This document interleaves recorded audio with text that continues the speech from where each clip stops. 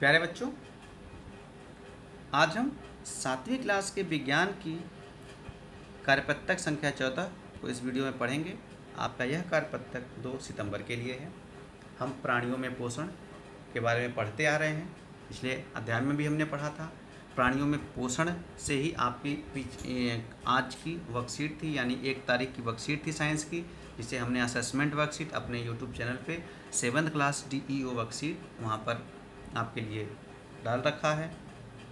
आप उसे वहाँ से जाके देख सकते हैं। तो जो भी आपको पढ़ाया जा रहा है उसे आप ध्यानपूर्वक पढ़ते रहें, ताकि आपकी अगली वर्कशीट जो आ रही है असेसमेंट, उसमें आप अच्छा परफॉर्म कर सकें। तो प्राणियों में पोषण के बारे में हम पढ़े हैं एक वर्कशीट। अब इस वर्कशीट में हम देखते हैं जंतु में पोषण सम्मिलित हैं क्या क्या। पोषण आवश्यकताएं, भोजन अंतर्ग्रहण की विधियां, पाचित भोजन का उपयोग। ये जंतुओं के पोषण में क्या क्या सम्मिलित हैं। तो जाहिर सी बात है, अब देखिए हम यहाँ घास खाने वाले जंतुओं की बात कर रहे हैं, उनके बारे में, जिससे पोषण की क्या क्या आवश्यकताएं होती हैं, भोजन कैसे वो अंदर लेते हैं और भोजन कैसे पाचित होता है। तो देखते हैं।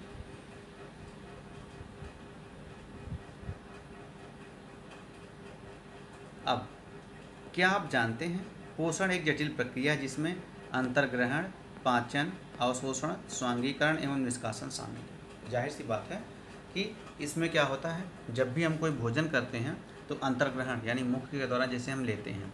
आपने देखा होगा कि आपके किताब में मानव पाचन तंत्र का पूरा चित्र बना है और पाचन तंत्र के जितने भी अंग होते हैं उनके बारे में हमने वर्कशीट में पढ़ाया है। तो आप वहाँ से देखेंगे कैसे मुख गुहा से द्वारा शुरू होकर ग्रासिका द्वारा अंदर जाता है, मुख गुहिका द्वारा, फिर ग्रासिका द्वारा अंदर जाता है, अंदर पहले आमाशय में जाता है, आमाशय है, फिर यकृत है, फिर आग्नाशय है, फिर वहाँ से क्षुद्रांत और बृहदांत में जाता है, और जैसे क्षुद्रांत में पच जाता है, फिर यहाँ से बृहदांत, यहाँ से फिर इसका अवशोषण होता है, यानी जो जटिल पदार्थ होते हैं उनको, जैसे वसा में प्रोटीन है, विटामिन है, इन सब में उनको सरल करके शरीर तक पहुँचा दिया जाता है रक्त द्वारा, और बाकी बृहदांत के बाद मलाशय में जाके गुदा द्वार से हम बाहर उनको निकाल देते हैं। तो वह निष्कासन हो जाता है मल और मूत्र के रूप में। यह पूरी प्रक्रिया जंतुओं में भी होती है और मानव में भी होती है। अब देखते हैं क्या है कि गाय, भैंस एवं हिरण जैसे घास खाने वाले जंतु रोमंथी यानी रूमिनेंट्स कहलाते हैं। वे पत्तियों का अंतर्ग्रहण तीव्रता से कर उन्हें निगल लेते हैं। कुछ अंतराल के बाद भोजन पुनः मुख में आ जाता है और पशु धीरे धीरे जुगाली कर उन्हें चबाते हैं। तो देखिए क्या है, जो ये पशु हैं, इनका जो आमाशय होता है वह बड़ा होता है, उसमें 2 हिस्से होते हैं।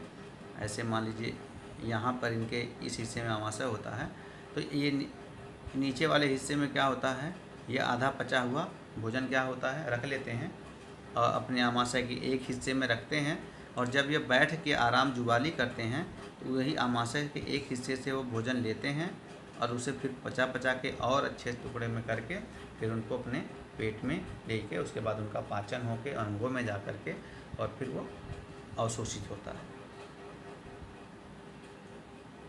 अब आप क्या है, दिए गए मानव पाचन तंत्र में किन्हीं 5 भागों को नामांकित करें। तो देखिए आपको 5 भाग नामांकित करने हैं। तो ये मुख गुहा है, यह ग्रासिका है,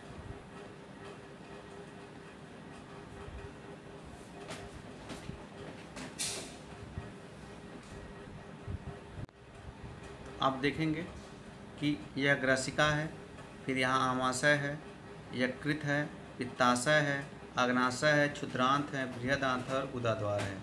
तो ऐसे ही है, यहाँ पे भी आप देखिए वही हाल है। ऐसे ही आपको इसको थोड़ा बड़ा करेंगे तो आप देखेंगे कि यह ग्रासिका है, मुख गुहा है, इधर आमाशय है, ये वाला जो आपका हिस्सा है यह यकृत है, और ये जो छोटा सा हिस्सा है यह पित्ताशय है, ये आपका आग्नाशय है, ये क्षुद्रांत है और ये बृहदांत है, और ये आपका गुदाद्वार है। ये पूरी जो है आपके जो हमने पढ़ाया है यह पूरी आपकी वर्कशीट में है, आप उसे देख सकते हैं। अब देखिए प्रश्न आपके सामने है, मानव पोषण के मुख्य चरण अब देखिए पोषण के क्या क्या मुख्य चरण हैं। अंतर्ग्रहण, पाचन, अवशोषण, स्वांगीकरण और निष्कासन शामिल है। आप लिख सकते हैं अंतर्ग्रहण, पाचन, अवशोषण, फिर आएगा स्वांगीकरण एवं निष्कासन।